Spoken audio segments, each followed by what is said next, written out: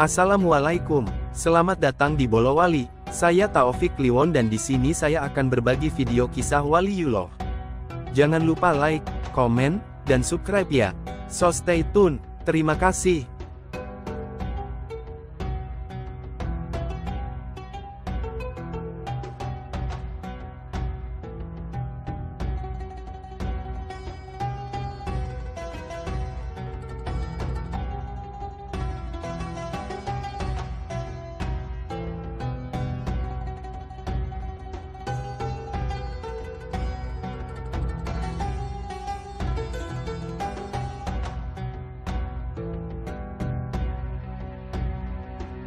Kala itu Presiden Yaman mengadakan kunjungan ke Darul Mustafa Tarim.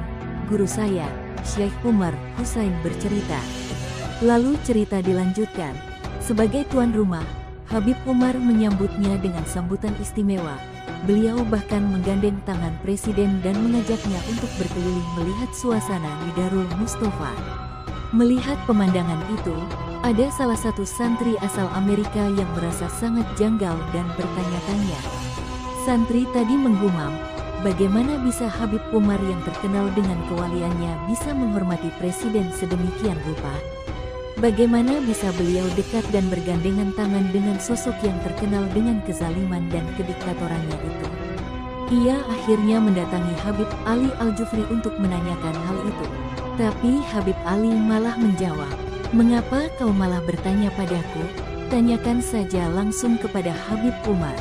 Karena pertanyaan itu makin bergejolak di hatinya, ia akhirnya mendatangi Habib Umar untuk bertanya. "Habib, bagaimana bisa Habib memuliakan Presiden seperti itu? Bukankah seharusnya seorang ulama selalu menjauhi dan memusuhi penguasa?" Habib Umar menjawab dengan dua patah kata yang meruntuhkan perasaan suudzon santri tersebut selama ini. Beliau berkata, "Presiden juga merupakan objek dakwah kita." Dari jawaban Habib Umar itu, kita bisa memahami bahwa para ulama dan dai tidak akan pernah tebang pilih dan pandang bulu dalam berdakwah dan menyebarkan kebaikan. Semuanya adalah sasaran dakwah dan kebaikan mereka, baik itu rakyat biasa atau pemimpin sekalipun. Jika bukan mereka yang mendakwahi Presiden dan menunjukkan kepadanya nilai-nilai keindahan Islam, maka siapa lagi? Jika para ulama menjauhi dan tidak merangkul para pemimpin dan penguasa, justru mereka akan semakin jauh dan tidak menyukai hal-hal yang berbau agama. Pada akhir tahun 70-an, Syekh Ramadan Al-Buti mendapat undangan untuk mengisi ceramah dalam acara peringatan Tahun Baru Hijriah di hadapan Presiden Suriah kala itu Hafiz Al-Assad. Syekh Buti tak serta-merta menerimanya. Beliau meminta izin dulu kepada sang ayah yang juga merupakan seorang wali besar, Syekh Mullah Ramadan Al-Buti. Dan di luar prasangkanya, ternyata sang ayah merestui dan memberikan izin. Beliau akhirnya memenuhi undangan khusus Presiden tersebut dan pidato Syekh Buti kala itu sukses membuat Presiden terkesan. Momen itulah yang akhirnya membuat Syekh Buti memiliki hubungan yang sangat dekat dengan Hafiz Al-Assad.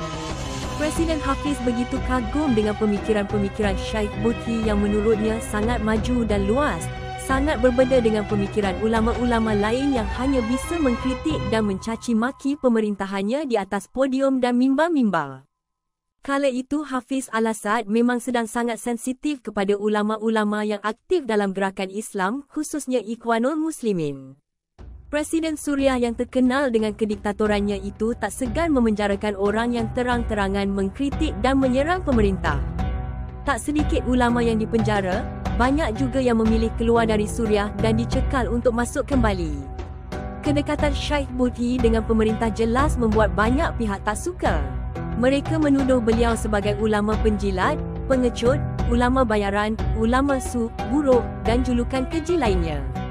Namun Syekh Buti tak peduli, beliau justru memanfaatkan kedekatannya itu untuk kepentingan umat Islam. Dan hasilnya benar-benar nyata. Berkat dakwah lembut Syekh Buti itu, buku-buku dan kitab-kitab Islam yang dulu sempat dilarang di Suriah akhirnya diizinkan untuk diterbitkan kembali. Televisi Suriah mulai ramai diisi dengan acara-acara Islami, termasuk kajian tafsir yang diisi Syekh Buti setiap minggunya. Fenomena menakjubkan juga diceritakan oleh dari Bassam As-Sa'i ketika pertama kali mendarat di Suriah setelah 17 tahun lebih beliau tinggal dan menetap di Inggeris. Kala itu Sheikh Buthi menyambutnya di bandara. Pada tahun 1997 ketika aku baru mendarat, tentu saja ada perasaan takut dan khawatir setelah 17 tahun aku tidak pernah kembali ke Suriah. Waktu itu Sheikh Buthi sudah datang untuk menyambutku. Ketika kami berpelukan, tiba-tiba ada sekitar 5 hingga 6 pembesar polisi berjalan menuju arah kami. Aku ketakutan dan bertanya-tanya. Dalam hatiku bergumam, ada apa ini?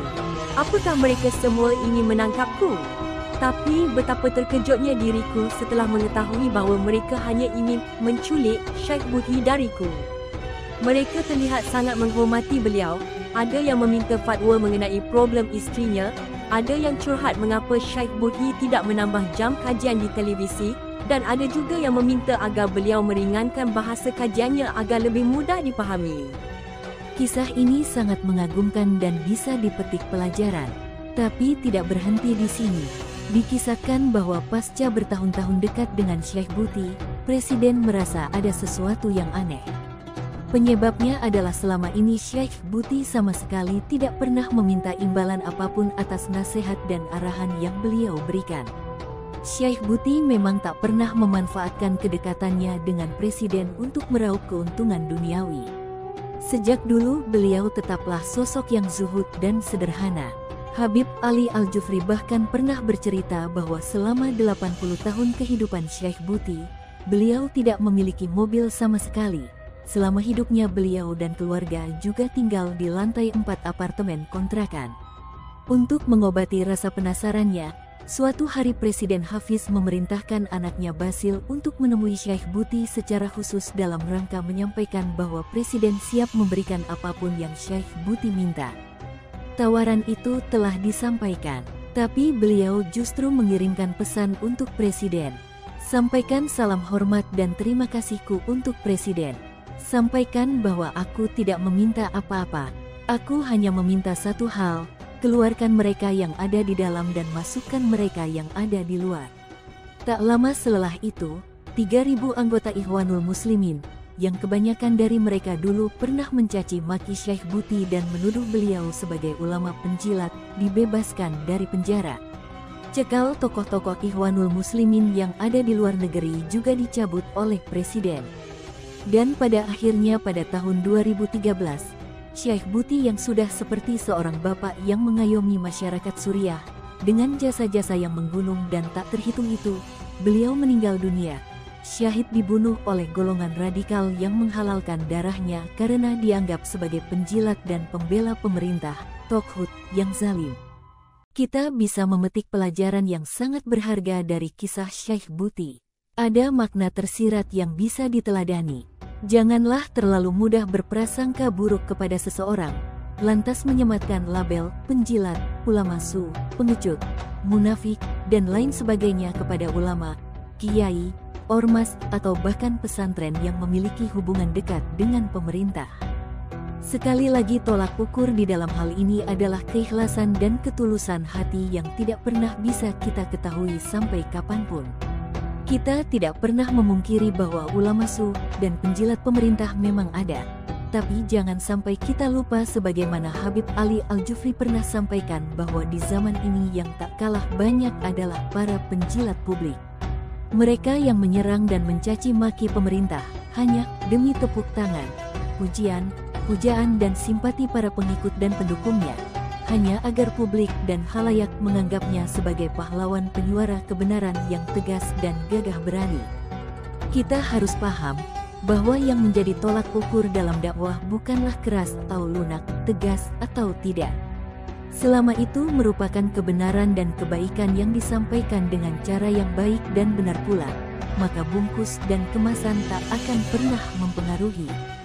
Sejak jauh hari Rasulullah sudah menjelaskan pada kita berbagai hal tentang cara dakwah itu. Sesungguhnya di langit ada dua malaikat, yang satu memerintah dengan keras dan satu lagi memerintah dengan lembut dan kedua-duanya sama-sama benar. Mereka adalah Jibril dan Mikail. Ada juga dua nabi, yang pertama memerintah dengan keras, satunya lagi memerintah dengan lembut, dan dua-duanya sama-sama benar. Mereka adalah Ibrahim dan Nuh.